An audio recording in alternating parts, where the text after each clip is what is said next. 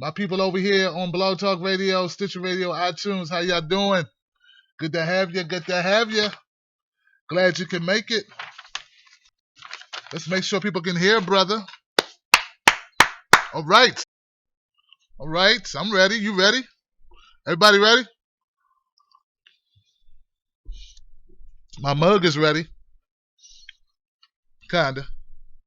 Ain't see that mug? Can we see it? A little bit.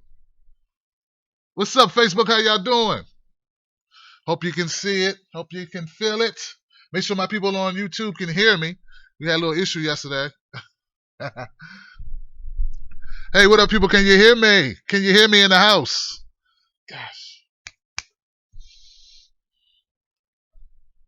All right. Look like the connection looks whack. What up, people? We ready? What up? What up? What up? What up? How y'all doing? Everybody good? They hear me. Good, guys. They hear me, guys. You guys ready for some music? Can we have a little music, please? Yes, we can. Let's do it. Tim Black. Tim Black. Funky face, baby. Come on in. Tim Black. That's that funk, y'all. Y'all know about that funk? Yes, I am. True. Funny. Tim Black. Bam, bam. I am TimBlack.com. Right, all right, all right, all right, all right. Tim Black. All right, people. I love that. There it is. Hey, everybody. How you doing? I'm your man, Tim Black. Welcome to the Tim Black at Night Show. Let me do a warm welcome to my people on Facebook Live. Facebook Live in the house. It's your man, Tim Black. What's up, people? Facebook Live, how you feeling? Tim Black's Wolfpack all the way around. You guys ready for the get down? Ready for some truth? Ready for some realness? Ready to have a good time too, I hope. All right. My people on YouTube, you guys ready? My YouTube gang. Tim Black's Wolfpack on YouTube. Good to have you. Glad you can make it, guys. Glad you can make it. My mic sometimes gets a little high. I push it back a little bit. Ease back a little bit. Wow. People on Blog Talk Radio, Stitcher Radio, glad you guys tuned in for the show tonight, man. And it's going to be fun. It's going to be interesting. I can guarantee that. Guarantee that. Get ready for it. Now, look, when I first heard this thing about Chris Brown, I was talking to Nicole Luongo, right? Well, I heard about it, but I didn't dig into it. I saw it last night, like right after the show. I'm like, Chris Brown, what's going on? He barricaded in a house or something? And I'm like, what is going on, man? And then, so I said, you know what, I'm going to make a video about it. I'm going to talk about it in the video. And I'm going to, speak my mind. I'm going to speak some truth on this. I'm going to lay it down. I ain't going to hold nothing back. Tim Black style, right? Right? So then I started looking into it.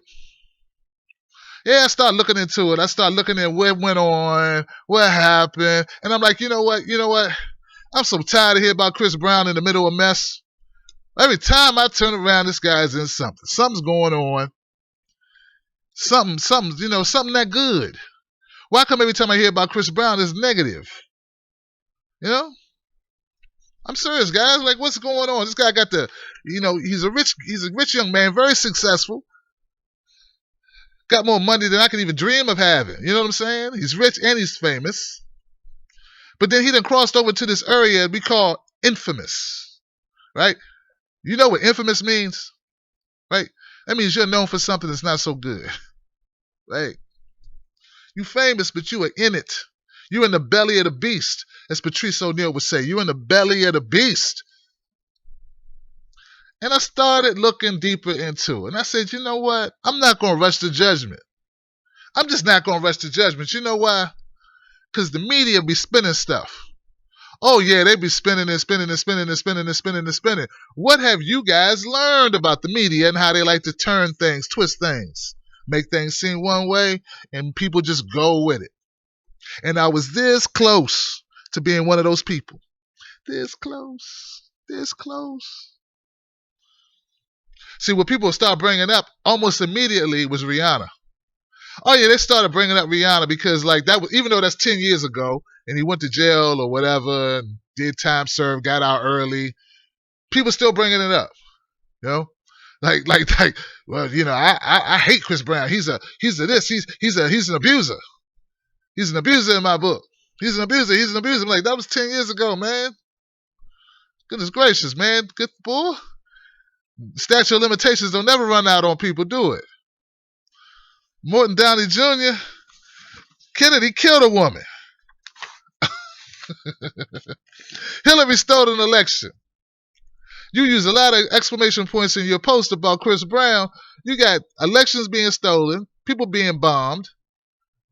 We got all types of stuff going on, and the biggest angst, the biggest anger I see out of people is about Chris Brown, and they're not even talking about what happened. They're talking about what happened 10 years ago.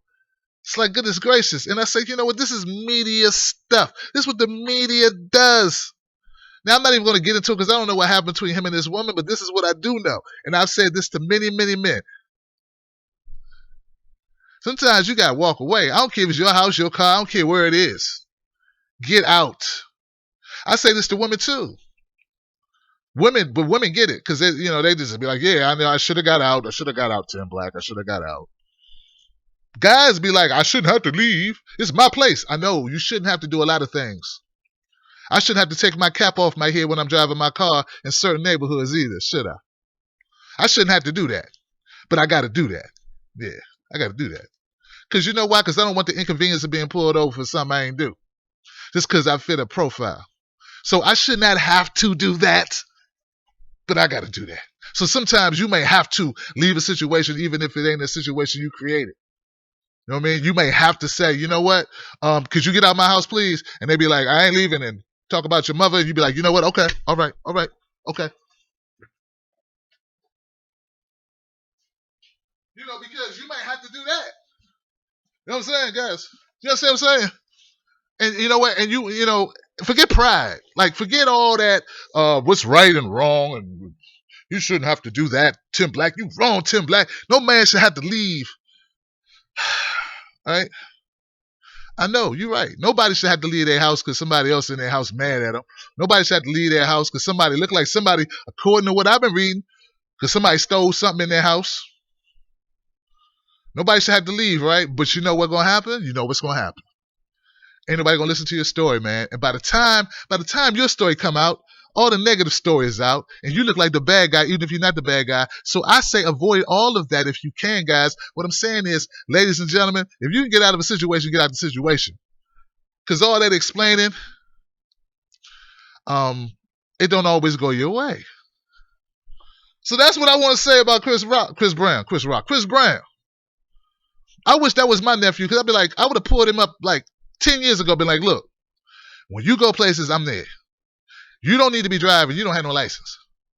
You don't need to go to clubs no more. You can't go to, you know what? You don't get to be regular no more. You don't get to be like everybody else. That's off the table. See, look, you traded in being a regular person when you got the big check. Get the check. You like the check. Want to cash the check? Now you're not a regular person no more. Want to be a regular person? You can't dance in the whiz. You can't perform, and people throw panties at you. You can't have it both ways. I would have said that. You can't be regular no more. See, you take the big money, now you're not regular no more. That's the deal. And see, it's like, you know, once you take it, now they own you. When I say they, I mean the media. The media owns you, Chris Brown. Oh, it owns you. It owns all of us. It's just so many truth tellers out there. How many of y'all know this woman lied, said she was a beauty pageant winner when she wasn't? And they rejected her. They revoked her beauty crown and her sash. Because she walking around, and so many news outlets reported her as this pure little beauty pageant winner. When they revoked her crown from her because they said she broke their moral contract. Then I found out she was in some store. She stole someone's purse. The person put out a restraining order on her. And she kept the person's wallet and the money that was in it, because she had a wallet and a purse. She took the woman's Louis Vuitton bag and kept the wallet. Some crazy stuff. But see, they're not reporting that today, are they? They're reporting that Chris Brown is crazy. And I'm not going to say he helped her by going on Instagram ranting. That's not a good look. That's not good. That's just giving the media what they want. They want you to act crazy. They want you to lose your cool. They want you to flip out. Because that just fits the narrative. There you go. There you go. Rich black guy who's formerly abused in an abusive relationship, put his hands on a woman. Now he's flipping out. This is perfect. This goes right into it. He only made some negative comments about the police too. Oh, you right where they want you to be. You are right where they want you to be. Situation like that, all you can do is come out and say, okay, I'm going, let's go. I'm going with y'all. You don't have a standoff. You don't have a standoff. But this is all, hindsight's 2020. But come on, man. See, that's what I'm saying. You can't have it both ways. I've seen people get their door kicked in and shot. Well, I've read about it. I've covered stories like that. I've seen people get shot by cops in their own home, and cops got the wrong door, and people don't be outraged about it. So if you hold up in the house where somebody says you had a gun, I don't care if you had the gun or if you pointed the gun. I don't care. Just that alone is enough to get you shot. Look what happened. Look what happened in Ohio. Look at Tamir Rice. He's 12 years old with a toy gun and gets shot in 2 seconds because somebody said something. You guys get where I'm coming from? Come on now, follow me. So I'm not saying that Chris Brown is without blame. I'm not saying that at all because that wouldn't be true. That wouldn't be true. And you know what? I think after this is all over, he gonna say he wish he did something different. But what I'm saying, the bigger point to all of this is that the media can paint you any way they want to paint you. They can paint you like a princess, even though you don't have a crown, even though you had a crown and it was taken away because you got some issues. Or they could paint you as an angel. Or they could paint you as a upstanding citizen. Or they can paint you as crazy, unhinged, militant, scary black dude with a lot of money, crazy. I mean, this is what they do. And it kind of bothers me that we have people who know how the media operates and they still fall for it every time. They fall for it. They know the media. They watch the media, for instance, paint Bernie Sanders as a cantankerous, mean, divisive tool, and painted you as a Bernie bro walking around slapping women on the butts and running, or pushing women downstairs or calling women out their name.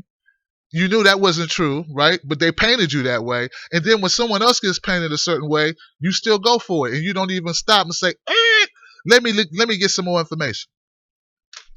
We got to get more information before we form judgments. Now, once again, I wasn't there, so I don't know what happened. But all I'm saying is, I don't like the media running with a narrative and telling me what the narrative should be. And then I find out there's other stuff they're leaving out that are kind of important to the story. And everything I told you is stuff that you can find out if you know now to look for it. But if you look on the major mainstream media sites, you're not going to see it.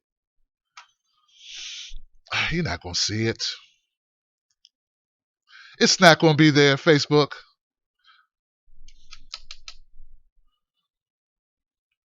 So you got drama. And like I said, guys, it's not about does he deserve it. Everybody deserves a day in court. I don't care who you are. Everybody. All of us. And I wish other choices would have been made. I don't care how you get them done. I just know that sometimes you get an indication somebody's not on your side. Sometimes. Like, I don't know. I didn't see, when I first heard about the story, I didn't know that the woman called TMZ before she called the cops. I didn't know that. Did you know that? Who calls TMZ when somebody threatened them with a gun? I don't. I just walk it off personally. When it happened to me, I just because it did happen to me before. A couple times. But last thing I was thinking about was calling TMZ. I'm just saying. Then go get your makeup done, get your hair done, and then call TMZ for an interview.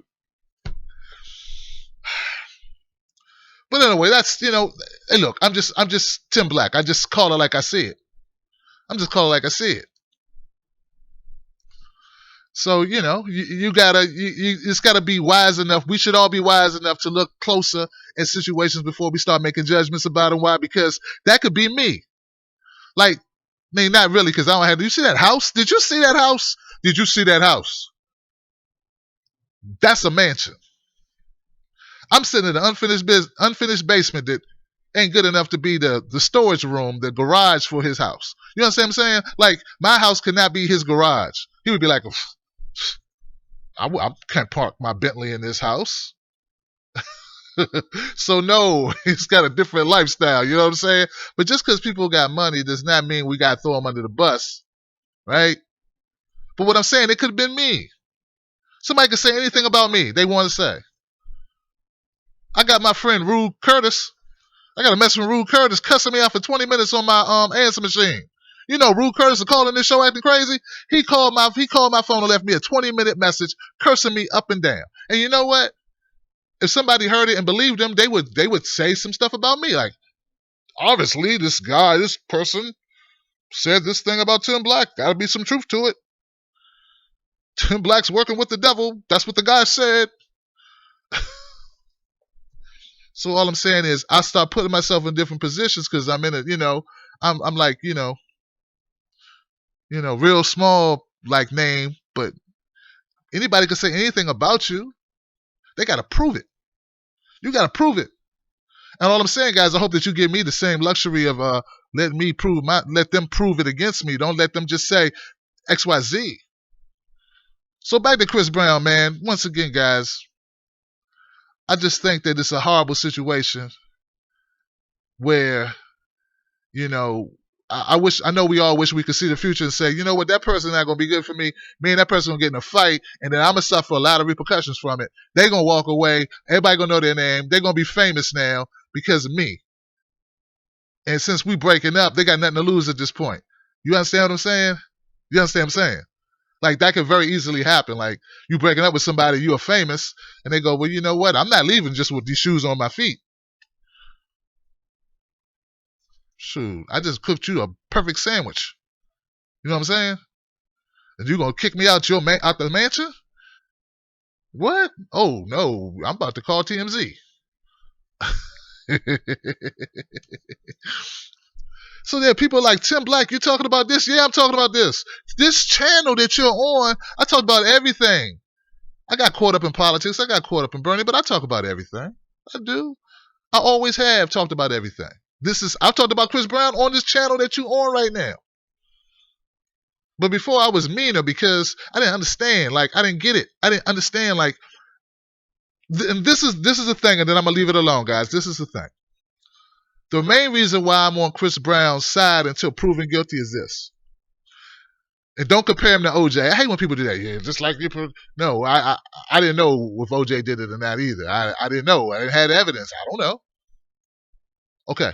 The reason why I'm on Chris Brown's side until it's proven is this. One, the lady got a history of lying, but even bigger than that, because I know how the media spin stuff. That's all. I know that's what they do. Like, according to the media, you picked up a chair at Arizona and tried to throw it at the lady. Remember that? Remember that? Most of the country believe that. You do realize most of the country think that a bunch of Bernie people picked up some chairs in this place and was threatening this lady's life. You do realize that, right? Like, a lot of people believe that. You know how many people probably voted for Hillary just because of that? Because they heard that lie. They didn't wait around to find out it wasn't true. Because the first story is always the biggest story. The first story, always the biggest story. So, I'm gonna end it there. I'm just gonna say that. So we're gonna do, we got a great show lined up tonight.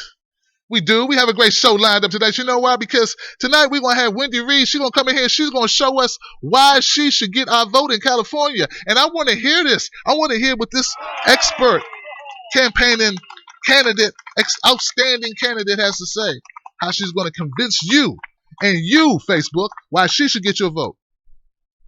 Why she's going to be your champion. You understand? Because that's what we need, right? We need people that are going to stand up for us, who are going to fight back against mainstream media lies, who are going to fight back against corrupt politicians, corrupt government, and handle business and put it all on the line. Everything. Because we don't want people who just want to get in the establishment. No, we want people who are like, you know what? I just want to fight for truth. I just want to give you the truth. That's what we need, right? That's what we want. Plus, I'm a little cantankerous, right? Because I'm still upset about Tim Canova a little bit. Yeah, I'm upset that, that Florida, they didn't pay attention. They saw Hillary, they saw Biden, they said, you know what? We don't need to know facts. Obama endorsed it too. Obama, Biden, and Hillary Clinton all endorsed Debbie Wasserman, and she only beat him by 10 points. It took the president. Do you understand that? So I'm upset, but I'm not really deflated because that's a lot of firepower. You guys understand what I'm saying? It took the president to endorse Debbie Wasserman. It took the former Secretary of State running the Democratic presidential nominee to endorse her, for her to beat Tim Canova. Someone's name most people, 99% of the country, never heard of until a month ago. It took the vice president, the Secretary of State, the Democratic presidential nominee had to come to Florida to campaign for her to win. Do you understand how? So we got a lot of power, guys. Give it up for yourselves, man. Come on now. Give it up for yourselves a little bit. Y'all listen to what I'm saying? All I know is this. Tim Canova is a hell of a candidate. You know why? And we are some powerful people. Progressives are powerful. You know why? Because the average Joe wouldn't have had a chance against anybody who had Obama, Hillary, and Biden speaking on their behalf. Do you know who spoke on Tim Canova's behalf?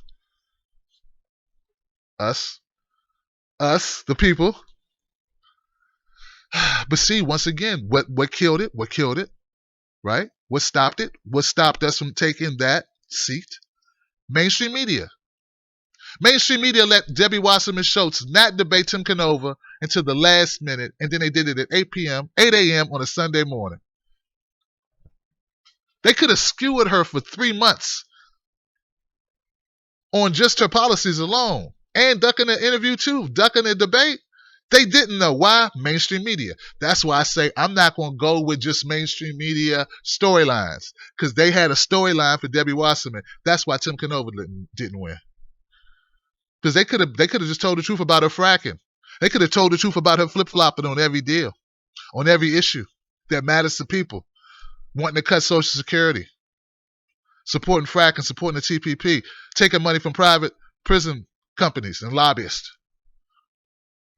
They could have called her out on a number of things. The predatory lenders. They gave her a pass on all that. Mainstream media. That's what I'm saying. They do the narratives they want to do. And that's why I say I'm going to withhold judgment. Let me just say I am reserving judgment until all the facts come out. That's right. I'm reserving judgment. I encourage you all to reserve judgment too. On all things. All things. Even things I tell you. You can reserve judgment on me too. That's fine. Do your own fact checking. I encourage it. In fact, do fact checking on me, because you need to build up your fact checking muscles. That's right. Get your fact checking muscles all pumped up. You know? Whenever you hear something, be like, you know what? I'm going to go look that up. It sounds good, but I'm going to go look it up. I hope that's true, because it sounds good to me, but I'm going to go look it up first. I hear you. So you say this is good for me? Let me go find out for sure. Let me find out. You know? Because so many things are not as they seem. You know what I'm talking about. All right, guys. Time for the show. We got a Democratic nominee for the House of Representatives in California, District 23. She manages a nonprofit corporation that preserves wildlife habitats. I love that, man. I love that. Wildlife. I like wildlife. You like wildlife? You do. I do. Hey, man, wildlife is important. We need people like that who support wildlife. What else has she done? She served on a lot of boards. My husband's an engineer. And she has a bachelor's from CSU and a master's in public administration. Ladies and gentlemen, I'm pleased and proud to bring to your attention Miss Wendy Reid in the house. Give it up for Miss Wendy Reid, please, y'all. Oh, Hey, Miss Reid, how you doing? I'm doing real fine. Thank you so much for having me on your show tonight. Wow, yeah. Hey, well, you know what? Thank you so much for taking time out to join us, and I appreciate it as well. This is going to be great. Wow. So, Well, thanks for saying so. I did not call TMZ before I called into you, that's cool. I love that. I love that sense of humor. I love that, guys. She listened to the show earlier. Thank you, Wendy. I appreciate you. Well, of course. Of course. Well, thank you for the good things you said about me. Yes, I do preserve natural habitat. The reason that we formed the Conservancy stemmed out of 20 years of engaging people in my community and in my region in the government processes that affected them.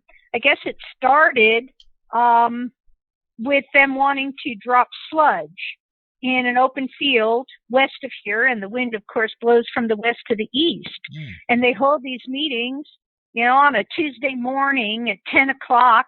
Everybody's working, kids are in school. So I showed up. I've just always been a person who showed up. I've been marching since the 1960s, and I'm still marching. Wow. I mean, I don't know. I don't know that it's ever going to be over, for the fight for our government, but we have to keep trying. So for 30 years, and my whole life, but for the past 30 years here in our district, I have been working in land use planning, bringing carloads of people down to the supervisors' meetings and speaking up about stuff, writing letters of comment. Okay. And this year I was a Bernie organizer. And after being a Bernie organizer for several months, I said, I'll organize for whomever is going to run against Kevin McCarthy. And then as it turned out, nobody was going to run against Kevin McCarthy. So I kind of got drafted and I kind of volunteered, and I have not regretted it. Wow. It's a great adventure. Wow. I love that. I love that spirit, man. She said she kind of got drafted. She kind of just, someone's got to do it. And Wendy said, it might as well be her. So Wendy, how do you expect people to vote for you if they don't know who you are?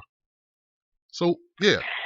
Well, because little by little they are learning who I am, number one. Okay. We're getting a lot of free exposure. Berniecrats are great at, passing information among themselves. The Democratic Party actually does pass information among itself. I have tremendous union support. I'm third generation union. I've been endorsed by the California Labor Federation, IBEW, UAW, premier aerospace builders in our solar system. Of course, might be the only rocket builders in our solar system. I don't know, but we're certainly the best. And the National Nurses United, California Nurses Association, IBEW, BLET Teamsters, that's the locomotive engineers and trainmen. So all these unions do have literature that they pass around to their membership. Okay. And then at the end of the day, I get in the car and I go to every meeting, every community event that I can go and introduce myself, and people can ask me questions and get to know me. So I am very much hoping that that they do get to know me. That's great. I understand. So you hope people get to know you. So for people to get to know you, you got to kind of get out and let your name be known and kind of just circulate. And you got the support of the unions working on your behalf. That's great. I guess I would ask, like, your temperament seems a little different. I mean, my crew said they had some obstacles trying to promote you today. What's up with that? What happened earlier today with that? I mean, a person who works with Habitat cares about animals. I don't know if you care about people that much. You need to convince me that you are a type of person we should support here. I absolutely care about people. You do? If you want to know what happened, it's just that I went to approve posts on my Facebook page. I had been posting the materials that your staff put together, beautiful materials, and that you had them change. You had them change it a couple times, link. Right? You had them change the materials a couple times, right? Well, I changed the photo. I thought, you flip the photo. And the bangs look uneven. I hate to tell you. Well, I don't have that problem, Wendy. So, I wish I had some bangs. Hey, maybe you're more symmetrical than I am. Okay, but when you flip a photo, sometimes it looks a little funny. So they offered. I didn't demand anything. I'm not, a fussy person. But they offered if I wanted to change anything, I should let them know. So I took them up on that. If they were disingenuous in offering, they wanted to be able to change it, then they shouldn't have offered. But no, that's not. I don't think they're disingenuous. They're not disingenuous. What it is, it's just like I got calls, and I've never gotten calls like from a guest, like about a guest from my crew. It's never happened before. Let's talk about something important, which is what happened today. And this is important because you're on a free platform that I provide, which gives you an opportunity to expose yourself to thousands of people. And it's kind of important to me, if I'm going to allow you to be on my platform, that you treat my people with respect and that you deserve to be here. So why should people vote for you? Let's get to that part. Let's find out why you're qualified and why people should vote for you. Okay. I would like to say something that you asked about that I think is very important for people in politics to understand. It's about Bernie. It's about where we're at with the progressive movement right now. Is that of interest to you? You want me to talk about me? I want you to talk about you. I want to find out why people should vote for you in California. Okay. The reason that people should vote for me in my district, and only the District 23 can vote for me. That's northern Los Angeles County, the city of Lancaster West, up through Kern County, from Taft over to Ridgecrest, and up into Tulare County, including Porterville and Three Rivers. Why should they vote for you? We have elected a gentleman over and over. He slid in through redistricting, and we've elected him at least 2 more times. That doesn't represent us at all. He is a professional politician. He came to politics as a career, and he is a leader in his Republican Party. He answers to what they want. He supports any candidate they come up with. He supports Trump right now, and he promotes the policies that the party wants. Why should they vote for you? Want. I want to talk about you, not him. That has nothing to do with representing what we need. What we need is to return to having representation for the real people of our district, who will fight to bring resources to our district. We have tremendous problems, not only from the neglect of at the federal level from Mr. McCarthy, but also from people that he has groomed and put into office at the county, and even now he's ascending people into the state assembly. So fire stations are closing, sheriff stations are closing, the libraries are in terrible disrepair because he really favors large corporate interests. This includes the oil interests. And we need genuine representation. We pay our taxes. I have a master's degree in public administration. I have spent 30 years engaging people in my district in the government processes that affect them. And I will do a much better job representing us. There you go. Let's get to that part. Really, that's what they need to hear. That's what they need to hear about you. Yeah, what's really interesting about this is that these are the same concerns. The concerns for getting politics out of government, big money out of government, and bringing resources for our district, having genuine representation for real people. These are things that resonate not only with Bernie Sanders people on the left, of which I am one, but also Tea Party people on the right. You may remember the Tea Party people saying, we need a government by the people, of the people, for the people. Well, obviously, maybe some of their information sources were rather faulty, but their heart was in the right place. And we have come to a place in 2016 where I believe, from my experience in watching government and American history, I believe we're at a place where the Republican elite and the Democratic elite are uniting together. The corporate I love that. banking, and Wall Street interests are Mhm. just as happy with Hillary Clinton as they are with Mitt Romney. They don't care who it is. They don't care if you're a Democrat or a Republican. And they, at that point, don't really need the progressives anymore. So when we rack our brains and say, how could the Democratic Party Wait. have made such a big Okay, mistake Wendy, and let's have a. alienated so I many got you. people? I got you, Wendy. When we talk about being progressives, what makes you a progressive? Please explain what. How do you define progressive, and why you consider yourself a progressive? Well, first, let me say I really hate labels, but I am a proud progressive. You just used it. I You think just used progressive it. is being. I know. Okay. I think I'm a proud progressive Okay. despite hating labels. I think that being a progressive is that you understand we're one race, the human race. I think that it's that we have many, many genders and they're all okay. That we all deserve equal treatment under the law, and that we are all equal. We should get How do you feel about the death penalty? Work. How do you feel about the death penalty? That we should have. I really don't think people should be killed. I don't think that that's a good thing. I think that it is very unfairly meted against people of weak mental facility and of poor people. We punish people in America for being poor. We have the highest incarceration rate. I mean, y'all know this. It's egregious and it's horrible. And I'm thrilled with the move this past week against the private prison contracts and that they won't be renewed. That is the first step away, and it is a huge step away from this descent into privatization of our government. Government should not be privatized. It is not a business. It shouldn't be run like a business. Wow, now that's strong. That's going to get you some votes, Wendy. I love that.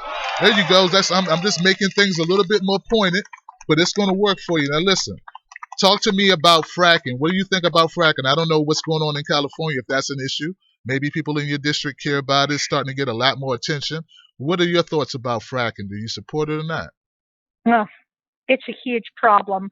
It is a very irresponsible industry at this point, and I don't see that the way that Cheney exempted themselves from the Clean Water Act, and we don't know what those chemicals are.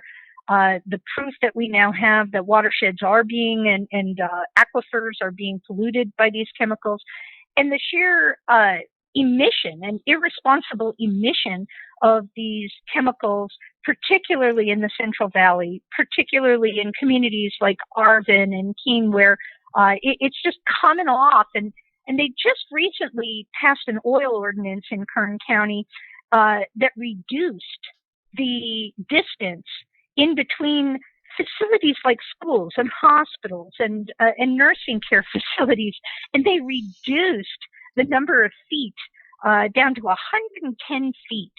So these active drilling sites can be 110 feet away from an elementary school. These wonderful activists in these communities are taking air measurement equipment that they beg and borrow from other entities because the government itself is not, helping them sufficiently. And they have been able to prove to CARB that in fact the levels of these toxic chemicals are very high in these school locations. So when you've got, an area like Porter Ranch where you've got a bunch of fairly well-off people investing in fairly expensive real estate, everybody gets moved into a hotel and, they're going to make amends. Right. But you get, impoverished communities, people of color, and they don't do anything. They don't care those kids' noses are bleeding and that they have asthma. 1 in 4 children has asthma. Yes. Yes. It's really egregious. We need a lot of help in our district, and what leadership is. My incumbent is called a leader, and people have asked me, well, why would we give up somebody who's in leadership? But he's not in leadership of the district. Leadership is having a vision of what the future should be for humanity, what the future should be for your planet and your community and your country, and then setting goals that are achievable and funding those goals so that you can work towards that better future. I love it. That's leadership. That's leadership. And we just don't have any of it. Wow. I love it. And just listening to your comment, I'm gonna ask you this, but I'm pretty sure I know the answer to it. How do you feel about the Dakota Access Pipeline, where the Sioux reservation folks and the Dakotas and the Lakotas were protesting about them doing that, that pipeline and running through their reservation, running through the land? What are your thoughts about that? What are my thoughts? No DAPL, solidarity. I mean, how can you have any other thoughts? God bless them. I am, one of the great honors that I've had in this campaign is that I got to go and speak to a Native American tribal council and an elders council at the Chile River Reservation. And who gets to do that, in your lifetime? Right. And if you do get to speak to a tribal council in your lifetime, I mean, to talk about something so important as the future of our planet. And I love that we're finally coming out. There are memes that actually go across Facebook, and an article that I reposted today. Maybe after 500 some odd years, we should start listening to Native Americans, because they had the ticket of how we were supposed to coexist in a sustainable way, on the planet. Nobody's perfect. I'm not, holding them up there perfect, but we're sure mucking it up pretty darn good. Yeah, and I found myself literally, saying, well, I don't represent all Caucasians any more than I represent all, women, just because I'm female. But if I could represent all Caucasians and all Western civilization, I would apologize not only for the genocide and atrocities that we've done to date, but make sure that you understand that I understand we are still conducting those atrocities against indigenous people in our own country. There you go. And in other countries. Loving it. And in other countries. A future love it. Of compassion. Well, Becerra. I mean, seriously, so many of these people have lived with environmental degradation for, Western civilization, what we call white man, but it's not just white man, it's a collaborative of people. No, it's white Spaniards man. were part of that. It's white man. No, it's white man. Yeah, it's white man. Well, they run the country. I guess it's okay though. I mean, it's not an indictment of all white people. The component is considered a part of white people, right? But we still call Latino communities of color. So are they communities of color, or are they white people? Okay, the Spaniards and the I'm sorry. I didn't catch that. I didn't catch that part. Bad. I didn't catch that part. Would you say communities of color, white people? I didn't catch that part.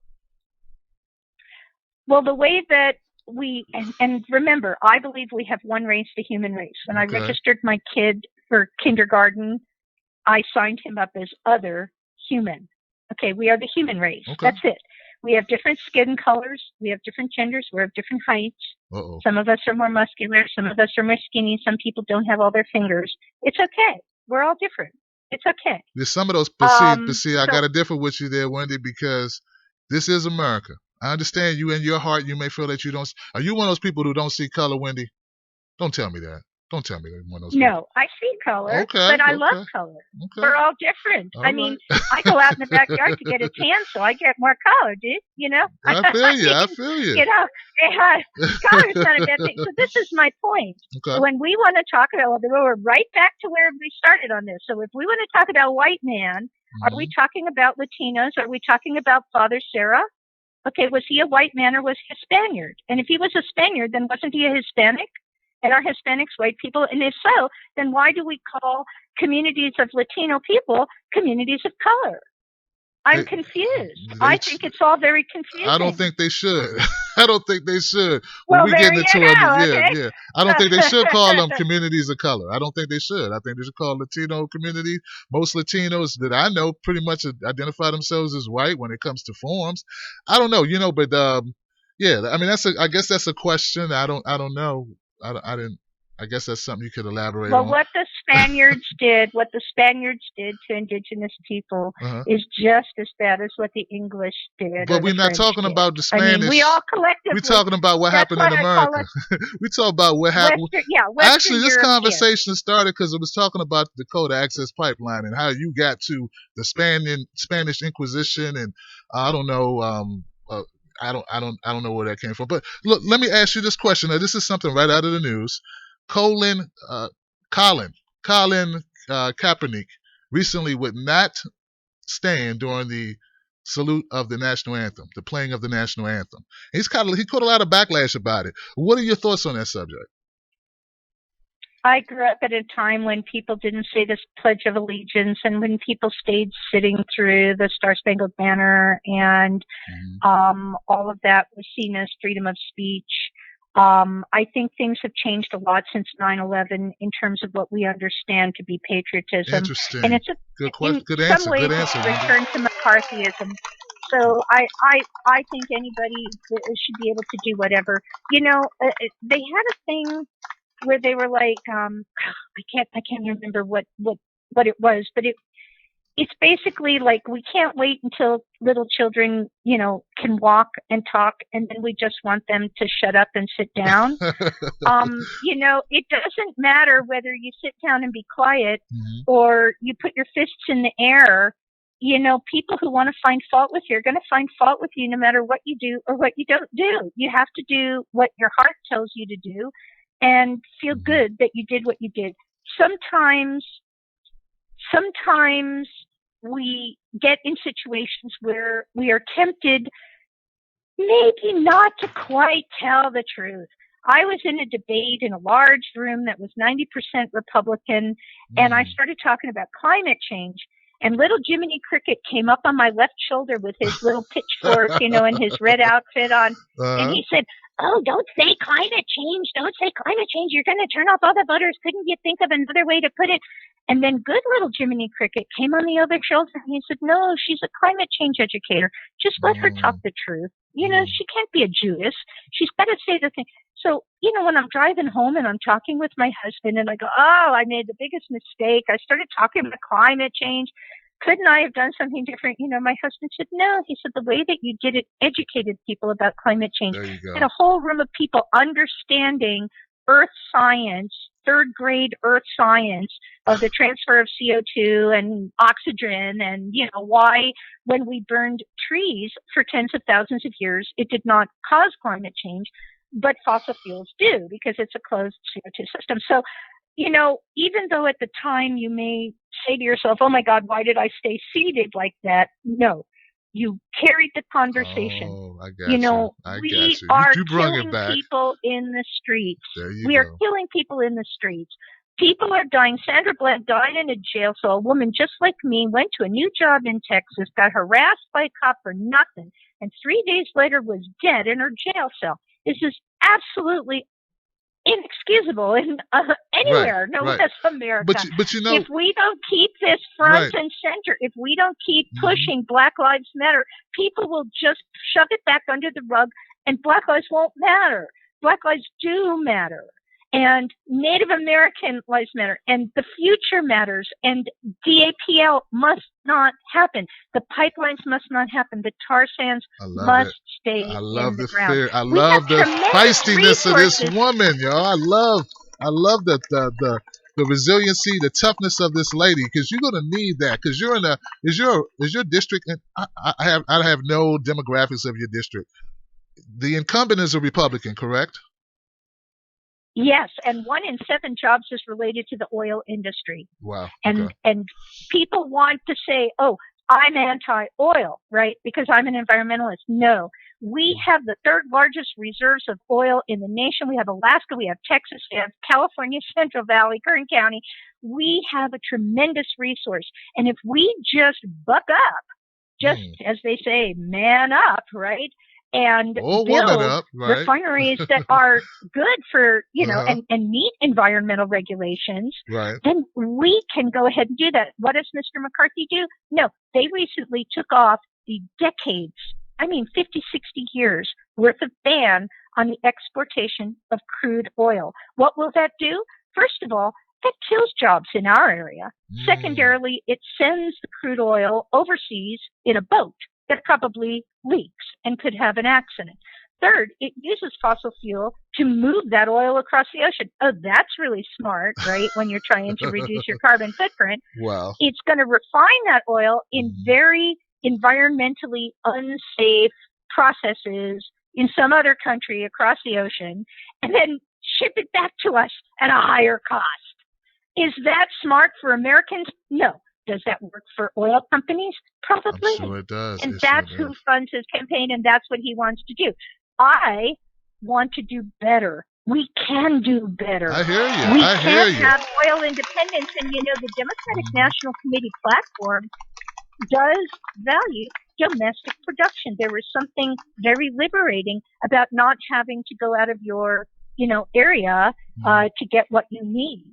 We can produce these oil resources. we don't take much stock. We don't take much stock around here with the Democratic National Party. Their platform, because the platform is the most progressive platform they've had probably in the history of the Democratic Party, absent of FDR's platform. But just putting words on paper, we're not so sure they're going to follow through on those things. So, that's why it's so important that we vet our candidates, make sure our candidates. And speaking of vetting candidates, what do you think about Super PAC money? What do you think about Citizens United? Citizens United has got to go. I have three parts of my real platform, and I mean, there are hundreds of components of these things. Okay. So the number one component, the number one part of my platform is job one. It underroots everything. It is the reason that Mr. McCarthy doesn't represent our district. And it is money in politics, politics in government. Yes. It's not supposed to be about politics. It's not supposed to be a 24/7, 365. It's a big industry. It's all over the media. It's everything everybody talks about for like every year, 24/7. It's supposed to be governance. I am running to represent 710,000 people for 2 years. Yes. I should not have to have staff at a budget of $15,000, $20,000 per month of staff and offices and resources and media outreach and databases that alone $1,000, $1,500 a month just to have databases, right? Wow. That's ridiculous. Yes. It's an entire industry, and You're it's right. ridiculous. Absolutely right. It's obscene. Absolutely right. And the reason that they do that is because it's politics and it's their industry, and they don't want people like Bernie Sanders or even me coming in and messing up their good things. They want to control who has access to run. But at the end of the day, yes, we are supposed to have a government that represents the people. Other countries, other civilized nations have governments in which people in the district say, well, Wendy Reid's a good person. She has a lot of integrity. And you know what? She's been the same guy for the 20, 30 years I've known her. And you can trust her. Let's send Wendy Reid for a while. And then they send Wendy Reid for a while. I get my little wagon with my picnic basket, and I go off and I represent my district, okay? And then I come back, and somebody else who is knowledgeable and reputable and would do a good job, then they go and they do it for a while. It's like any other representative position. It's not supposed to be this big multi-million-dollar thing. I couldn't believe, and I did want to point out to you that Tim Canova was in Congressional District 23 in Florida, and I am in Congressional District 23 in California. Hey, something's talking to me. On the opposite side of the country. Right. But I ran my entire campaign so far. We've only gone through just under $30,000. And he literally, I read today, he literally had millions of dollars. So, but he had to, Wendy. Wendy, I haven't heard of Mr. McCarthy, which I think is going to be hard for him anyway, having the name McCarthy. It's got to be tough. But I hadn't heard of him. Like, Tim Canova was running against somebody with such name recognition that is just tremendous. I mean, she had Obama, she had Biden, she had Hillary. I mean, if he wasn't able to raise money, he wouldn't have not had a chance at all. I think you got a chance just on the sheer fact that the person that you're running against, a lot of my people that are listening right now, they don't like him already. Like, and you're the first time they've ever heard his name probably. So, yeah, that's a totally different situation. But I understand your point. Tim Canova should not have had to raise that money. But you do realize he had to under this current system that sucks. Mr. McCarthy that I'm running against is the House Majority Leader. He is the man who was going to be Speaker of the House when Boehner resigned, but then he didn't. And it's not out of my lips. Okay, I'm quoting other people here. But one of the most common things that people say when they say, well, who are you running against? And I say, I'm running against Kevin McCarthy. The most common answer I get is, oh, I hate that guy. So there really is a lot of anti-McCarthy sentiment. Yeah, The I'm looking at my chat room. Yeah, they're saying it right now. One Cam C. Grothendike says 3 words: I hate McCarthy. That's before you said it. So there you go. That's how they feel. Like I don't keep track. I'm sorry, I don't keep track of the Republicans that well. But you're right. He does have a name recognition. So how are you going to defeat this guy if he's so popular? Well, so unpopular, but so infamous and so powerful. What you going to do? Well, that's a really good question, Tim. I haven't got the foggiest idea. I just keep putting one foot in front of another. I'm not a politician. I've never done this before. I'm a candidate. I want to serve my district in government. Right. And I just keep working. Every day I wake up. There are opportunities. You invited me on your show. Here I am. Mr. McCarthy has agreed to debate me. We got to get you a ground team. We got to get you a ground team there in the 23rd district. We got to, grassroots. Like that's what kind of thing I'm looking at, is like grassroots. Like Tim Canova had he had a lot of volunteers that helped out. Online social media is really strong. That could help you out as well. So that's the type of thing I was, kind of looking to push you into. And that's something that we can help you with as well. We can help, get the word out about your campaign, help, it won't cost you anything. We don't charge to do that. We just want to promote progressives and help them to defeat those who serve corporate interests, So, yeah, grassroots. Absolutely. That's the big question right now. Yeah. Corporate influence over our government versus a government that represents the people. That's right, man. I love the fire in this woman. I love that she can take a punch and she can throw one. That's what we need. Is he going to debate you at any time? Is he going to debate you? Is he willing to step in the ring with you or at any time and debate the issues? Yes, but he has scheduled it on October 29th, at which point most people, more than 60% of people here in my district use vote by mail, and most of them will have already sent in their ballots. So we're trying to push him. People can write to KGET television. People can write to McCarthy. They can call the offices, and they can tell them that they don't think that that's fair to the voters, that the voters deserve in a debate to hear both candidates, and they deserve to hear their debates before they vote, not after they've voted. They want you to... Another thing that people can do is they can pressure the Our Revolution site. I was on the Bernie Sanders progressives list. I'm a Bernie-crat. I'm a Sanders Democrat. But Our Revolution, and I'm a Bernie organizer, okay? They have the 2 men in my neighboring counties, neither of them lifted a finger for Bernie. One of them was a Hillary, from the best I can tell. And I was a Bernie organizer for all of this time. We had over 200 volunteers engaged. We had phone banking. Some of that phone banking came right out of my own house that I hosted phone banking. Right. You would think Our Revolution could list me on their site, but they didn't. They listed the 2 DCCC candidates, but not me. So they can, people can go ahead and they can pressure Our Revolution to get me on that Our Revolution site. A third thing that they can do is that I put in my endorsement application to Democracy for America back in like February. I had 80 people signed up. I thought it was in like Flint. Howie Klein was behind me. Progressive Democrats of America said they would put in a good word. I'm endorsed by Progressive Democrats of America, but for some reason, Annie Weinberg and Mr. Dean have not even had the decency to respond to my emails or my phone calls. And they have not finalized that endorsement. And that has cost me support of, for example, there's a progressive, I think his name is Vince Castellina, that's involved here in the Progressive Caucus. And he said, well, unless you've got, at least 4 out of my 6 or 7, rubric endorsements, and the one that I was missing was Democracy for America. The PCCC could have done it also, the Progressive Change Coalition, I think they're called. But the DFA is the big one. And I've applied for these. A lot of these organizations, they say, oh, well, you're not endorsed by Emily's List. You're not endorsed by the Sierra Club.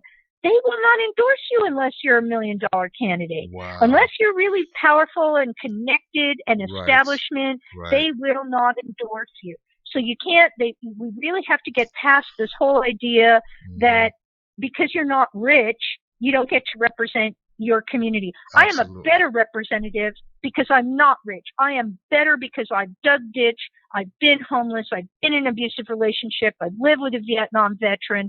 I understand what real people go through. I have helped elder women who didn't have anybody. My husband has helped them too. God bless him.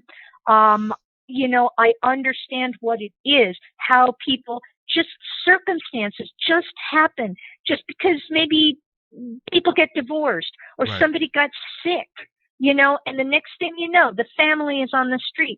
The incumbent is perfectly happy for those kids to go hungry and just starve, living under some bridge. He just doesn't care. I do care. I know we can do better. We are spending $50,000-$60,000 a year on a guy in jail because he stole a piece of cheese because he was hungry. This is like science before the revolution. If we can't have a political revolution, people will have violent revolutions. And I'm telling you, growing up in the 60s, I got an idea of what that might be like. A building around the block from my mom in New York blew up because people were making bombs. Wow. I came home with a bag of groceries to her house and came around the corner by Washington Square. There was a demonstration going on and I got tear gassed. I was just a kid. Right. But I, just came around the corner and there was a cloud of tear gas. Right in the middle of it. Yeah. Violent revolution, and watching people being shot. We're already starting to see that. Yeah. This is not good. I am very disappointed in the Democratic Party, very disappointed in Hillary Clinton. The really brave thing to do would have been to say, you know what? We are against all this big money in politics. Let's not spend hundreds of millions of dollars fighting each other. Bernie Sanders, you're a wonderful, talented senator. You clearly have a following of almost 50% of people in the Democratic Party. Why don't you come be my vice presidential candidate? And let's just end all of this campaigning crap. And that would have united everything, and rainbows, and little angels, unicorns, and leprechauns, and la la la. Right. Yeah, I mean, the harps would have been playing, and it really was not that hard. Okay, it really was not that hard. But that is the difference between Berners and Hillers, is that the Hillers would never in a million years do that. They picked a pro-TPP, establishment guy from Illinois. All this stuff about, white guys from Illinois with Harvard degrees. What? That is like a qualification in the Constitution to be a president? I don't think so. So we really, we really need to revisit the whole way that we're looking at these things, and just be brave. Now I liked everything you said, but I don't think that Bernie would have. I would like to think he would not run or be VP to Hillary, considering her policies are just basically Republican policies. I don't know if he could go along with that, even though now he's endorsed her. We feel like he's had to do that. But yeah, I do understand your point. Like some type of way of coming together, some type of way of. But she couldn't be a neoliberal if she did that. She has to stay true to her corporate handlers, which I think is the primary thing here. But Wendy, how can people find you? How can they reach you? How can they support you and help you win against this Republican with these backward ideas and who doesn't represent your district? Oh, may I say, Tim, thank you so much for asking. First of all, my website is wendyreidforcongress.com. My Facebook is facebook.com/Wendy Reid for Congress. That's WendyReed. I'm also on Twitter, Wendy Reid Tweet. And on my Facebook page on my website is a list of all the events and all the places that I will be. There is a telephone number. Now, the website is just being rebuilt. My son has rebuilt it, and it's really going to be beautiful, but it wasn't quite ready by today. Okay. But by the end, we're hoping by the end of this week, it looks a lot more, colorful and photographs and look like a real site instead of a kind of barren site. But this site is functional. I'm a functional person. There you go. And it may not always be, frilly and expensive, but it's very functional and it works. On this website, people can go ahead, they can look at the district, see where the district really is, and figure out whether they're a voter in the district. They can donate money to my campaign, which really does help, even when it's in a very small amount. Mm-hmm. I'm on a lot of Bernie-crat fundraising lists, and I get, a little small piece of what people donate to, a Progressive Congress page or a Bernie-crats, page, everybody from Ro Grijalva down to me. And even local candidates too at the state level. Okay. People can also go ahead and call me. My telephone number is 661-675-9209, and they can call me and talk with me. And if they have questions, then I will answer those questions. I had the one of the things that I wanted to do with this campaign was to not have it be a horrible thing that I hated, because I kind of hate politics. You know how Americans just hate politics. I hear you. But if we want to be engaged in it, we have to find a way to do it where it reflects our ethic. And my ethic is you should be having a good time doing it, or you're doing it wrong, So I have tried to enjoy it. So one of the things I did was robocalls are very much more affordable to me. I couldn't afford to send out a mailer. Oh, I've got a funny story about the hit mailer also, if we have time for it. But I couldn't afford a mailer, but I could afford robocalls. So I sent out robocalls, and I included my number and invited people to call me back. And all kinds of people did call me back. Some of them were like angry that I had called them with a machine and they couldn't talk to me. But when I called them back, they were like, well, but you're talking to me now. Okay, that's why I gave you my number. And they're like, well, you sound like a nice lady. Can I change my vote? I already sent in my mail-in ballot. So it was wonderful. There was one homeless vet that I actually got to put him in touch with vets and AMVETs that could help him. And so the robocalls were an amazing adventure for me to talk with so many people of my district. And so people can call, they can ask stuff. The phones do have, a function on there. I heard you say early on that some guy had left you some long, awful, rambling message. Right, it was horrible. Well, that's what block this number is for, okay? You just kind of hold your finger on there, and it comes up, and then you hit it. It's like unfriend on Facebook, okay? Right. People want to know, how do I deal with this? Well, it's called unfriending. That's how you deal with that. So, I'm happy to talk with people. That's my job right now, is to talk with people, to parse the language. My first goal, I had 3 goals, none of which was winning. That became the 4th goal, and that the campaign team came up with once they started looking at demographics in 2016, and we realized there really was a path to victory here. But I went into it with only 3 goals. 1, have my name on the ballot in November. There were 2 other Republicans who joined the race, and so I'm very glad I ran. And I did beat them, and I'm on the ballot in November. We have a top 2 primary, so it's Kevin and me. My second goal in the campaign was to carry the conversation of what it is to be engaged in self-governance. It's not easy.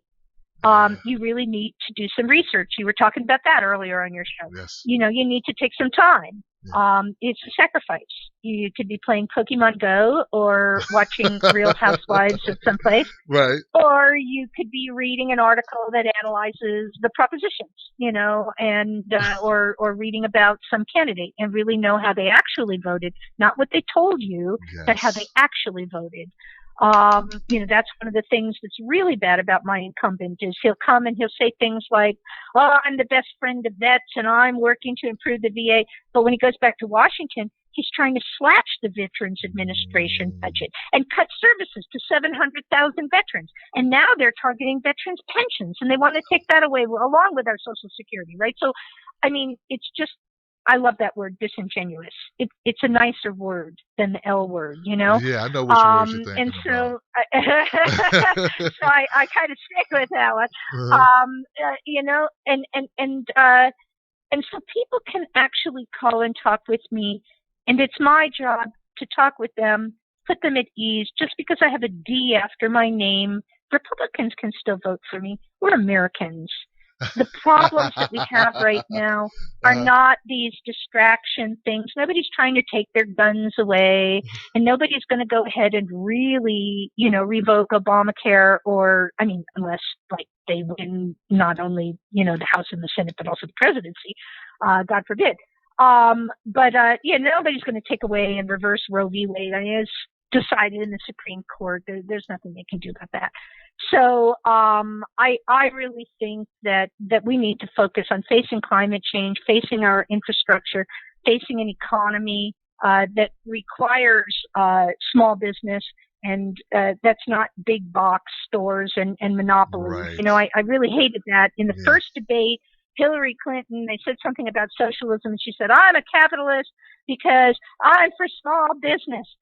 And I just couldn't even believe that Bernie didn't immediately say, "Ma'am, you are on the board of Walmart, and when Walmart comes to town, there's no more small business. That's so don't tell me you're for small business. You're for Walmart."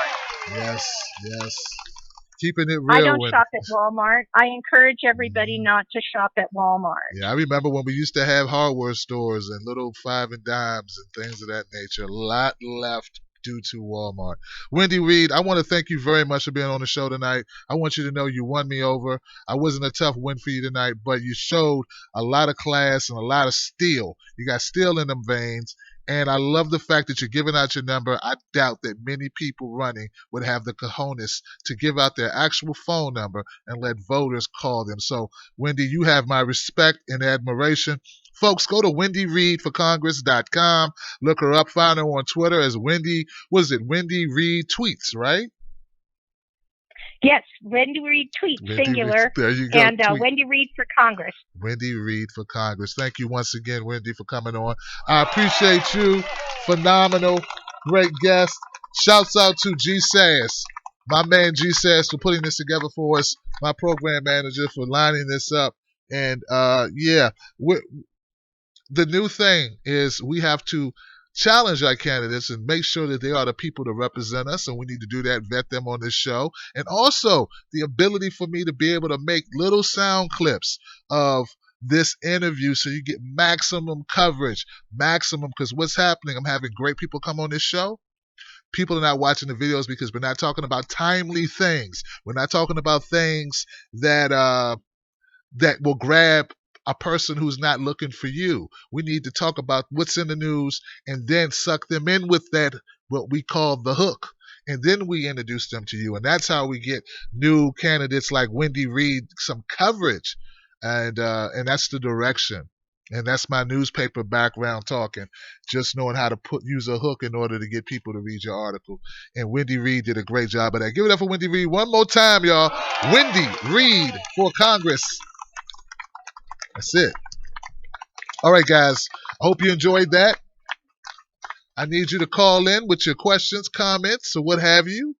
And I'll just open phone lines up. 323-870-4064. 323-870-464. Wendy Reid is not for TPP or fracking. She also is down with getting money out of politics. She's against the Dakota Access Pipeline. And she also supports protest. These are important things. These are differentiators.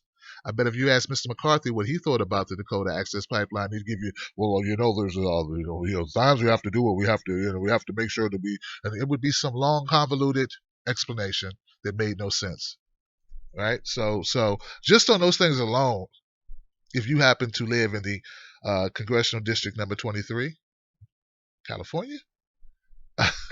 I think you know what you need to do. Also, guys, also, environmental habitat, going green, guys. I love it, guys. Let me see if anybody's on the line holding on right now. Who's out there? I got a 312 number out there. Hey, 312, how you doing? You're live with Tim Black. Do you have a comment? Hey, Tim Black, CJ calling from Chicago. Hey, CJ, what's going on, my friend? The weather it's nice and cool in Chicago today. I'm sick and tired of that hot and humid weather thanks to all of our petrol we've been pumping into the air for the last so many years. Wow. What'd you think about Wendy Reid, man? How did you catch her comments? What'd you think? Is she spunky? Is she tough or what? She's smart. She's really smart. I didn't catch the whole thing. I caught maybe the last half, but okay. I really like that she said, when you're getting involved, you need to take a step back and you need to, maybe not play Pokemon Go or whatever, maybe read an article on something. Yeah. Which is really funny because the reason I only caught the back half because I was literally playing Pokemon Go. I was like, oh my God. Oh, CJ, no. Well, she needs your support then because she's speaking to you. Nah, it's all good. Well, I read a couple articles every day, but, between that and work, sometimes you just need to decompress a little bit. So anyhow, I think she said some really important stuff, also I love what she said about Hillary Clinton saying she was a capitalist because she supports small business, but she's on the board of Walmart. And that's exactly what I was screaming at the TV when that debate happened. Yeah. I mean, it's one thing, and that's a big problem with our soundbite media and people's short attention span or lack of desire to do additional research into a candidate. Because for the most part, all they're doing is, listening to these sound bites and then just holding that politician to their word that that's what they're going to do. When if you really look at how they're voting, it most often, not most often, but, a lot of times what they say and what they do are two very different things. So, absolutely. Yeah, she brought that up. She said how McCarthy he'll say that he's for vets and he's doing this and doing that, and then he'll go right in and vote to cut something for veterans, or the same thing with Social Security. It's like he pays lip service, but then he doesn't vote that way. And if people don't go look, it's not like our media is going to actually do their jobs and actually publicize that stuff. But thank goodness we got platforms like this that they don't control where we can stink them up. We can light them up and we can tell the truth about those bastards and get the word out. Absolutely. You know I completely agree. And I totally know what you're saying. I completely agree. And, one of the most disheartening things, and I meant to look more statistics or records rather from, talking about getting our progressive people elected. Mm-hmm. Something I heard today, I don't remember what I was listening to, but like I said, I do a lot of research every day when I have time. And, I kept equating this progressive movement for the Democrats to be what the Tea Party movement was for the Republicans. But the reason we are going to have a much harder time than the Tea Party did is because those Tea Party people were backed by billions and billions of private dollars. There you go. That's a good point. The path we're taking is not that. So, think of, the Tea Party, it made huge strides in the number of seats that they gained in Congress, but they still didn't have the majority in the Republican Party. And, so that's got to tell you something when you're looking at what do we need to do? How do we get more people to go out and vote, which is the biggest problem? Tim Canova lost to Debbie Wasserman Schultz. You can talk about percentages all day, but the number of votes he lost to her by was 7,000. that's a drop in the pan. Right. You know, Right. and I wanted to look to see how many people actually went out and voted, but I'm sure it's incredibly low. Like I was saying last night, the number of people that voted in the Democratic primary for president was like 14%. Yeah, that's why I think was. Yeah, a that's why I local was. election, Yeah, that's why I was pointing to Wendy. Like, what's her game plan? And I meant like grassroots is so important to help get out that vote. And we just could have more volunteers in Florida in this 23rd district. If I think that's the difference, man. I agreed with you last night. What you said about the apathy, the people not voting. It's horrible, brother.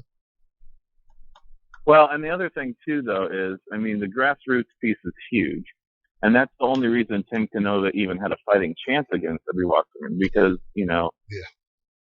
he still did fairly well considering, and he definitely wouldn't have done that well without the grassroots that he had. Right. But there needs to be another element to this. Like, look at Donald Trump. He has spent not a damn, well, he's spent very little compared to what the Clinton campaign is getting ready to spend against him. And it doesn't matter. He has gotten people to listen to him, and his tactics are But you know why? disgusting. Do you know why though? Why CJ? Why does he not have to spend the money? I know why, but I want to hear what you have to say. Well, because he says controversial things, which make the news. You missed the beginning of this. I gave Wendy a hard time on purpose because I said, I have a candidate most people won't know anything about, and if I want to get her any help, if I want to actually amplify her, we need to make this exciting. This needs to be interesting. People have to want to listen to it. So in the beginning, I was pushing. And I know she was like, what the hell is wrong with this guy? Why is he being this way? But that's because when you go these soft shoe interviews with people like Tom Hartman, bless his heart, or whatever, no one's watching that. You're going to have, no one's like... We need people to be engaged. We need you to be interesting. We need to get you some ink, lady. We need to get people talking about you. And unless you got some fire and we can show something like Trump is you're absolutely right. Trump is doing so well without spending money because Trump makes splashes. And I'm not saying be a bigot, please. You don't have to be a bigot. You don't have to go that far, but we do have to turn up the temperature. I completely agree with you, and I think that obviously that's what I was going to say is don't be a bigot when you're saying these things, but at the same time, but the thing with him too is it's a double whammy because he is a celebrity. That's true. People have been following him in the country since the 80s. Like his name recognition is so big. So you took that name recognition, and then on top of that. He started speaking to these things. On it. Yeah. Yes. So and that's a presidential thing. So maybe that's taking some research into your congressional district or whatever you're running for, and really understanding where your people are hurting, and then saying something radical to get people charged up. I don't know. Get that ink. You gotta get the ink. That's the game. You gotta play the game. You can't just see. This is my problem, CJ, with a lot of the people who call themselves liberals or progressives. Sometimes, man, they want to be the smartest person in the room, even when they don't realize sometimes that's not what it's about. It's about connecting on that visceral level. It's about getting people aroused and energized. And I don't know if I want to use the word aroused, but you know what I mean? To really grip them. Yeah. And instead, they want to be smarter. They want to be more highbrow. They want to be more, to show their intelligence. And sometimes it's not about that. You want Joe Sixpack to feel that you feel his pain. And they want to know that you could put it in. Look how Trump talks. You look at his tweets. Right. Very sad. I'm very, very, very, very smart. It is. It's sad, but you know what? It's easy for people to take a quick glance at and make an opinion off of immediately. There you go. And no thinking involved. And here's exactly. And here's my long-winded, crappy analogy. I'm trying to come up with one. You come up with better ones, but what you're saying, these progressives need to be making a big splash. If you got I feel like right now, running an election and you've got a 5-gallon bucket of water, and you need to get as much water out of that bucket as possible. 10 I feel like seconds. some of these people are just dropping little pebbles and hoping a little drip's going to come out. When you need to take something that's bigger than the bucket and just smash it apart and get all the water out at once. Take a risk. Right. Take a risk, because what do you have to lose? What do you have to lose? That's what I'm saying. You're probably not going to win anyway if you're just throwing pebbles. So you know what? Swing for the damn fences like Babe Ruth, and you might strike out a ton of times, but you're going to hit a hell of a lot of home runs. Especially and when people you're going. still Yeah. talk about him and remember him to this day. I love it, man. CJ. There's a better one. I hear you, man. No, that's a good analogy, man. No, you're good, man. I want to move on. I got a couple calls in the queue. I don't want the phones to cut off, man. But I always appreciate talking to you. On. I hope that Wendy heard us. Power. Find the power. You got it, brother. I hope that Wendy heard us and other people hear us, because it's important, man. I mean, if we want to flip this thing, we got to flip it. We got to pick it up, hold it in the air, and drop it on its head. You can't just ask it nicely. You just can't ask the establishment to nicely hand you the keys. Now it's your turn. You got to take them suckers. You got to go grab it, people. You got to go grab it. And when I have people who have great opportunity in front of them, and they don't want to use all of their resources, they don't want to. Well, we don't want to hit too low. We don't want to hit too hard, and we don't want to seem this way. We don't want to seem. And then you did all that. You look very sophisticated. You sound very proper. Or you didn't bring in your race, or you didn't bring in your sexuality, or all these things, and you lose. And you freaking lose. And now we got some Republican jerk in there who's going to set us back. And if you could have got in, we had a chance. But you blew it because you were worried about you don't want to be seen a certain way. And that really pisses me off. I'm going to go to the next call. I don't want to keep going. I can talk later. Let me see if I can bring another person in. I got an 812 number in the house. Hello, 812. You're live with Tim Black. What's your name? Where you calling from? Al. Hey, Al. Calling from Evansville, Indiana. Indiana, my friend. How are you? I'm not doing too bad, considering I'm 2 weeks out of getting hit by a car while I was riding a bicycle. The hell? Did they get the license plate? What happened, man? Nope.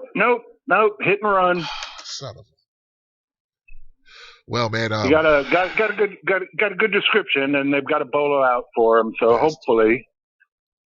Well, man, I'm so sorry. I'm so sorry to hear that, Al. Man, I hope that you recover and get back to full speed, man. What's on your mind tonight? I'm wanting to talk about the status of our revolution tax setup. The 501(c) or 501(c)(4). All right, I'll give you 60 seconds. What's up? All right. Well, I don't understand why they've got it set up that way. It eliminates communication with the down ballot candidates that we want to be supporting. To the point. I love it, man. Good question. You know what? What I'll do, Al, is I'm going to leave that question to the community, and maybe some other people calling can try to explain it to you. I don't know what the logic is behind that. You're right. It's a good question, an excellent question, actually, Al. Thank you, brother, for voicing it. Al's like, hey, how you going to help candidates if you can't coordinate with them? You can't talk to them. So maybe someone else will take that and knock that one out the park for Al in Indiana. And once again, Indiana, Al, hope you recover, brother. That's horrible, man. And I know we didn't want to get sappy, but I feel for you, brother. That's despicable that somebody would do that to you. You know, man, when I was I've always been the type of person, man, who my conscience gets heavy, you know? Sometimes I wish it didn't, you know, but it does. And like, I've been in situations where I could do the wrong thing, and like instantly I do the right thing, and then later I go, God, I could have done the wrong thing and been, you know, could have had this or had that. And I don't know what it is. I think it's just the way my mom and my dad raised me. You know, I remember one time I found a wallet in a department store. It was heavy. It was a heavy wallet. Unless he had, I don't know, his car keys in it, which I don't think he did. He had money in it. And this was in the 90s, before everybody used this is in the 90s when people still carry cash. And I remember walking up to the security guard in the store and said, hey, I found this, and you should have seen the eyes, the look the security guard gave me. She thought, you would have thought I had 3 heads, man. She could not believe I was giving her a wallet that was heavy and full of money. But it wasn't my wallet. And I remember going home, because I couldn't even afford to really buy anything. Like, I bought like one shirt. I couldn't really afford anything in the store, but I did buy one shirt. And I remember thinking, I could have used that money, but I had to be me. I didn't even think about it. It never crossed my mind that wallet, that money could have been mine. Like, it wasn't mine. And I detest people, brother. Al, I say all that to say I detest people who do the wrong thing. You don't get a pass because you were scared. I don't care if your license was revoked. I don't care if you shouldn't have been driving your father's car. I don't care what it was. You do the right thing. You pull over. You make sure that person's okay. And you take whatever the heck you have to take as a punishment for what you did. But you do not flee the scene of an accident. There's no excuse. And I do not like people who make excuses for what they do. Be accountable. Get better, Al. All right. Sorry, guys. I had to say it I got, that was 20 years ago and I still remember it. All right. Next call. I have a 314 number in the queue. Hey, 314, you're live with Tim Black. What's your name? Where you calling from? Hey, Tim Black, it's your man Don Bay from the great state of Missouri. How y'all doing this evening? Don Bay from Missouri, man. I'm doing a lot better now. I got my man Don Bay from the great state of Missouri on the phone. What's up, brother? No, I just want to say, man, I like the guest you had. Woman seemed like she had a lot of knowledge, and I hope she wins. But I do kind of want to talk about the elections that happened in Florida, where you see with Tim Canova, he lost, and then Alan Grayson lost too to a Republican that just got on Democratic clothes. And I'm gonna repeat what I've been saying for the longest. We trying to make progressive change through the Democratic Party. It's not gonna. We seeing the results of what's going on. We're not gonna infiltrate that to get our ideas out through that party. They're neoliberals.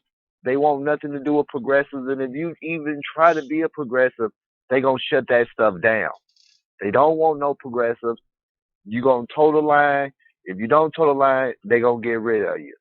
That's what I get from it. I don't see, unless I'm missing something, but so far from what I see, all establishment Democrats have been being reelected. It's no way Debbie Wasserman's show should have been reelected. But, it happened.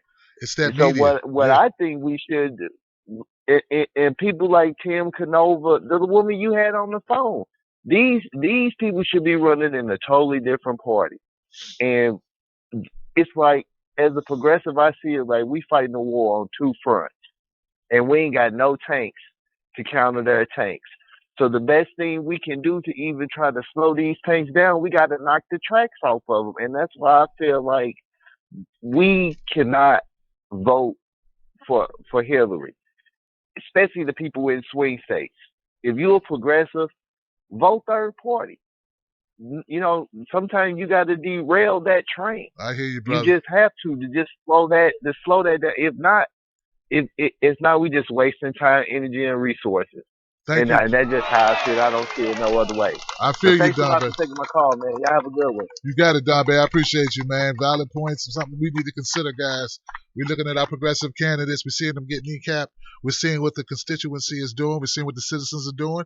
And they're going the other way. They're not listening or they're not hearing us. And that's the problem. Look, social media is very powerful, but we're having a problem with people who don't tend to social media. People who don't. Come on, guys. I could not find a single solitary pro-positive Debbie Wasserman support group on the entire internet. Did you see one? Oh, my fault. I forgot about the Democratic Party website. Forgot about that part. Forgot about that one. That is a big website. Interesting. Someone pointed out that in Florida, we got a Green Party candidate running. Maybe we should get behind that Green Party candidate, see what their platform is. But we already know it's going to be to the left of even Tim Canova, right? Right? So maybe we need to shift our resources that way. Just a thought, guys. Just a thought. Thank you once again, Don Bay, for calling in, my friend. 260-260, you're live with Tim Black. What's your name? Where you calling from? Hello, Tim. This is Jules Fraser. How are you? Hey, Jules. How you doing? I'm a doing. How are you, my man? I'm doing good. I'm excellent. Even better now that I got you with your great accent on the phone. Yeah. Yes. Well, Yes. Thank you. You had a absolutely wonderful guest this evening. I love this woman. There it is. She was really firecracker, wasn't she? Yes, she was. Miss Wendy Reid? Yeah, she is tough and she's passionate and she knows the issues and I just love it, man. I was impressed. I was quite impressed too. I really was. I think this lady, she really needs some support. She needs some backing, and I'm going to try to get her website out here in a little bit once I get my stuff going and get my ways about me and get myself settled in here and at my computer a little bit better.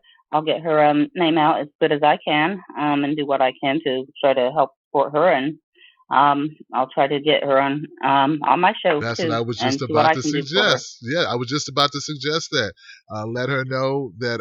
And actually, if you email George can give you the contact information so you can email her, or maybe George can pass your information on to Miss Reid so that she has another platform to go on. This is great. This is working together, folks.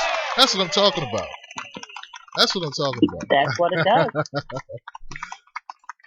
That's what we got to do. But yeah, I wanted to say, hey, this was a wonderful interview, and I wanted to say what you did for Tim was absolutely wonderful. I feel horrible for what happened yesterday. I think that's an absolute travesty. I didn't know how DWS could even run after what she did. I'm distraught beyond belief.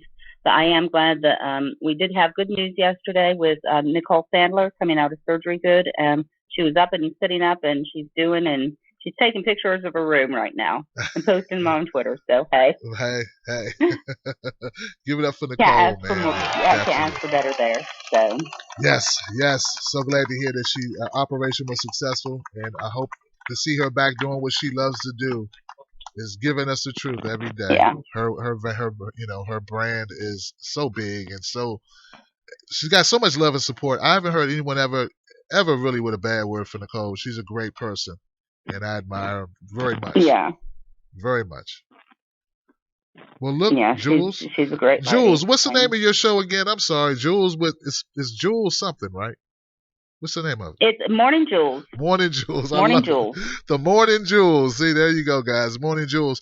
And you come on at 10 a.m.?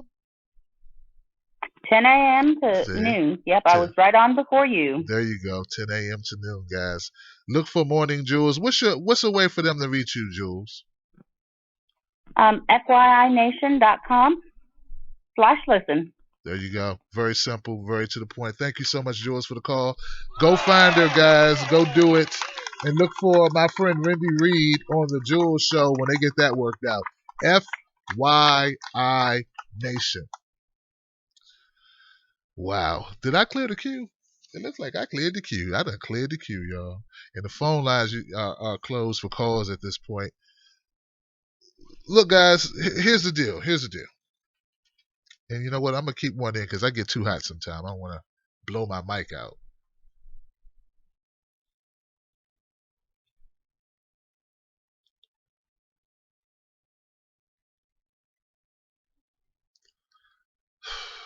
The establishment doesn't want folks like Wendy Reid. They don't. Not really. Not if you're talking that progressive stuff. My callers got it right. Maybe we need to start looking at alternatives. It's hard, though, because you want to back these progressives on whatever platform. It doesn't matter to me what platform, what party a person like Wendy Reid is in. It's the person. But, and the platform. It's the person with the platform. Don't get me wrong. It's not a personality contest, but it is about the person and the platform and the issues and the policies that they endorse. That's what it's all about. The whole time that I'm here talking to her, someone across the town over there in California, 23rd District, well, he's the incumbent. He's used to hoodwinking the people. Those people don't even know the whole time he's sitting around going, "You gonna eat your cornbread? Are you gonna eat your cornbread?" And evidently, up to this point, I guess they've been telling him no. Now, Wendy's hoping that she can convince them otherwise. That maybe, just maybe, you should keep your own cornbread. Nobody take no cornbread from me. So that's what prompted her to run. She decided, maybe, you know what? Maybe I should stand up for us. And that's really what it's all about, right? That's what I love to hear. When I hear candidates say, I'm doing this not because I want to be the most powerful person in the world and I want to own my own, I want a street named after me and I want, but they do it because they care about their neighbors, they care about their communities, and doggone it, the people that are running it ain't running it right. Well, it's going to be a battle because people don't give up power easy. They're not going to be an easy win. We learned that in Florida. We learned that. Hard to hear that about Alan Grayson. Alan Grayson was a straight shooter too, guys. It's just that I worked with Rocky De La Fuente previously, and it made things a little complicated. But it's not over. The battle's not over. Once we start thinking it's over because we took a couple lumps, things didn't work out the way we wanted, well, that's when the establishment comes back and says, maybe I ought to eat your cornbread. Maybe I ought to eat your cornbread. And see, that's when we have to dust ourselves off, pick ourselves up, wipe our brows, get refocused, get rejuvenated, get reorganized, and look ahead at what we can do now. So now, what's your game plan? They say the real plan that starts when you get punched in the mouth, right? Well, you just got punched in the mouth, America. You just got punched in the mouth, progressives. We got to make sure they know that we're not going to be no easy win either. Now, unless they lay off our cornbread, you know how this goes. There's going to be consequences and repercussions. There's going to be consequences and repercussions, y'all. We do not have to support the lesser of two evils. No, we don't. That's a choice. We can bank on the better. We can go with the good. We can go with the best. We don't have to vote out of fear. And we definitely have to do our research. But once you do your research and you find that you got a candidate who carries the same principles that you admire, who fights for what you fight for, what you want, wants the best life for your kids, not just in lip service, but in actual deeds, actual actions. Tired of people saying they're activists, but they haven't done any action. And this is not a business. Some people think being an activist is a business proposition. Just another way to fund themselves. So, all that being said, guys, we got to really look closely at the people that want our support. We got to make sure that they are vetted and make sure they are real about what they're doing. That's why I'm joining up with Lee Camp, and we'll be vetting progressives. Because you can't just say, hey, I support Bernie, so vote for me. No, we got to know. We have to know more about you. And you know what? That's not a negative. That's a positive. Because if you are really a progressive and if you are really serious, regardless of what party you're in, Democratic or Green, you will be vindicated. And you know what? Somebody who may have got your support or got support instead of you will not be able to get it. Why? Because they got vetted and proven to be what? A wolf in sheep's clothing. Get what I'm saying? So that's why we got to vet them. We got to vet them because we have to get behind the right people. And we could have just got a little bit more people out in Florida. We could have changed the trajectory of that and got rid of Debbie Wasserman Schultz. And you know what? I don't like losing. I don't like losing. And you know what? That's why I'm not going to end. That's why I'm not stopping. Because you never lose until you quit. And since I'm not quitting, the fight continues. And I hope you continue it with me. My name is Tim Black. Thank you for tuning in to the Tim Black at Night show. Thank you for my callers and my special guest, Wendy Reid. Don't let mainstream media look, man, I ain't falling for no banana in my tailpipe. Make you fall for no daggone banana in your tailpipe, and don't you let nobody take your cornbread. I'll see you guys here tomorrow. We'll be back 9 p.m. Eastern Standard Time. I'm also going to do a coffee show. Got to do that. I got a couple things on the tip of my cerebellum that I got to talk about. I was itching. I'm chomping at the bit, man. There's going to be some changes to the Tim Black at Night show. We got to reach more people. This ain't getting it done. I do an interview with a vice presidential candidate. I get less than 1,000 views.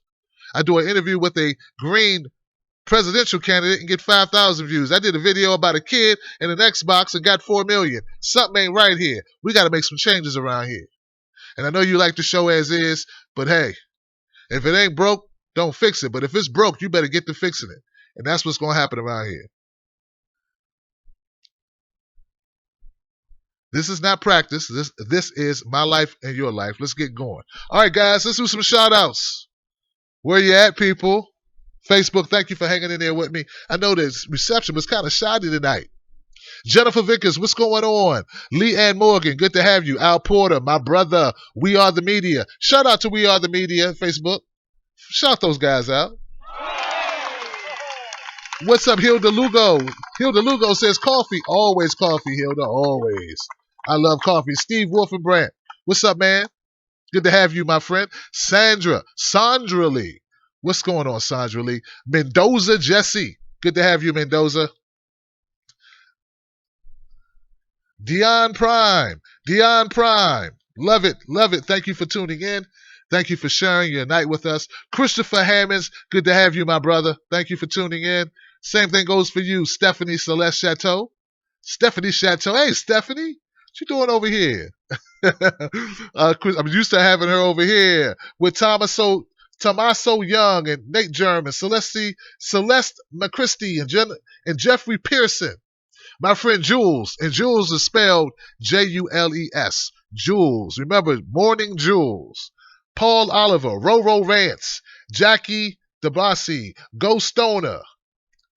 You got it, man. Bruins for Cornbread, Red Eye, Elaine Bennett, Chris Hart, Rebel 3442, and so many others. Billy Taylor, Love Set You Free. Heather Wood, I love it. I love that name. Love will set you free. So will the truth, but love does it as well. Paul Woofley. What's up, Woofley? Mr. Woofley, good to have you, brother. Darlene Turner. You know, I get caught up. You know, I don't like leaving people out. Just not my style, man. I like doing my best trying to get everybody in, guys. Everyone matters. Thank you all so much for spending your evening with us and getting to know my candidate, Wendy Reid, in California's 23rd District, Leila Alexander, Daniel Espada, Walter Paladines. Thank you so much, Walter, for coming through, for being a frequent watcher of this show. Mark Plante. Thomas White the third, not the first, not the second, the third, has a strong tradition of in that family there. I admire tradition. John Gordon, Roseanne Martorama, Hilda, I got you again, Hilda, and Richard Gammon. Thank you all for being here, guys. I appreciate you. Shout out to the Tim Black team, Team Black. You guys are phenomenal. Thank you for all you do, Nicole, Malika, Kate, Jody. What are you doing? Jody, what's up with you? We need to talk. We got to pull you into the fold, get you busy. We got to get Jody busy on the Wolfpack. Get this t-shirt, guys. Get a Wolfpack t-shirt.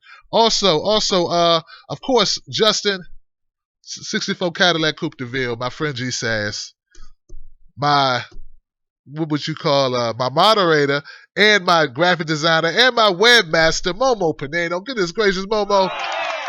You do everything for me, man. Thank you so much for helping me out so much, brother. I'm serious, man. You are a lifesaver. Thank you so much for all that you do. Shout out to my moderators, Iron Man Eyes, When I Rap, Liberty Not a License, and Momo Pineno once again. The whole crew, thank you all so much for what you do. Shout outs to Jack DiBiase, Jilly Love 101, Jay LeBlanc, Dr. Cat, Campsy Grothendike, Kerry Holder, New York Nightingale, Forsaken Companion, Stephanie Chateau once again, Grisel Ortez Howe, Belinda Restack, Mr. Robot. Oh, okay, that's a show. Elaine Bennett, my friend, Red Eye, Trudy Caswell, Out Politics, Red Monk. Where's Red Eye? I'm missing Red Eye. There goes Red Heart. There goes Red Eye. All right. Brian Cosby, 1329C. You're with me, I'm with you, brother. Thank you for having my back, guys. The revolution continues only if we do. The revolution continues only if we do, guys. That's why we got to keep on going. Share everything you see on this channel. Share it 10 times. We got to get the word out, guys. If not, I'll be talking about Chris Brown every night. I gotta get this. I gotta do it. We talk about Chris Brown and everything else that happens. Why? Because for some reason, people not sharing content. I got to keep it going, guys. This is a show. We got to make it happen. All right. All right, guys. Going to be some more announcements coming up later on this week. Who's going to be here tomorrow? Don't get mad at me, George. George's like, I sent you the list, Tim Black. Tim Black, I sent you the list. What is wrong, Tim Black? George don't talk like that. But he does have the coolest accent. He doesn't think he does. That's the thing. When you got a great accent, you don't think you do. But other people do. Okay? So, I love your accent, my friend.